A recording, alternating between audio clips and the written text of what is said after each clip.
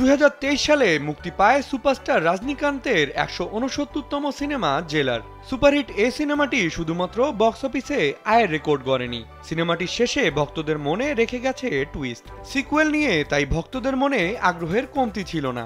ভক্তদের কথা মাথায় রেখে সম্প্রতি সান টিভির অফিসিয়াল ইউটিউব চ্যানেলে 4 মিনিটের একটি অ্যানাউন্সমেন্ট টিজার প্রকাশ করা হয়েছে। টিজারটিতে দারুণভাবে ফুটিয়ে তোলা হয়েছে সিনেমাটির অ্যাকশন আর হাইপ সম্পর্কে। 4 মিনিটের এই ভিডিওটি শুরু হয় বঙ্গোপসাগরে তৈরি হওয়া ঘূর্ণিঝড়ের ক্রমশ চেন্নাইয়ের দিকে ধেয়ে আসার রেডিও বার্তা দিয়ে। ভিডিওটিতে দেখা যায় মিউজিক ডিরেক্টর অনিরুদ্ধ এবং পরিচালক নেলসন পাশাপাশি বসে একটি সিনেমার গল্প নিয়ে শান্তিপূর্ণ আলোচনা করছেন।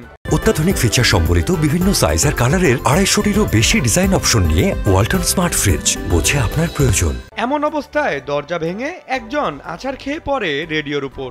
দুজনেই কিছু বুঝে না ওঠার আগেই ছুড়ে দেওয়া একটি চাপাতি এসে বিদ্ধ হয় মানুষটির কাঁধে। আচমকাই শুরু হয় ননস্টপ গোলাবর্ষণ আর রুমের মেঝেতে একের পর এক গড়িয়ে পড়তে থাকে গুন্ডারা। ভরপুর সোয়াগের সঙ্গে দুর্দান্ত বিজিএমে রক্তমাখা দরজায় আধভাঙা কাজ ভেদ করে জেলার রূপে এন্ট্রি নেয় রজনীকান্ত। ছেলের মৃত্যুর প্রতিশোধের পটভূমিকে কেন্দ্র করে একজন অবসরপ্রাপ্ত পুলিশকে ঘিরে আবর্তিত হয় জেলার সিনেমার গল্প। 2023 সালের 10 আগস্ট প্রেক্ষাগৃহে মুক্তি পায় ছবিটি। দর্শক ও সমালোচক মহলে ইতিবাচক সাড়া পাওয়া এই সিনেমাটি বক্স অফিস থেকে আয় করে 600 কোটি রুপির বেশি।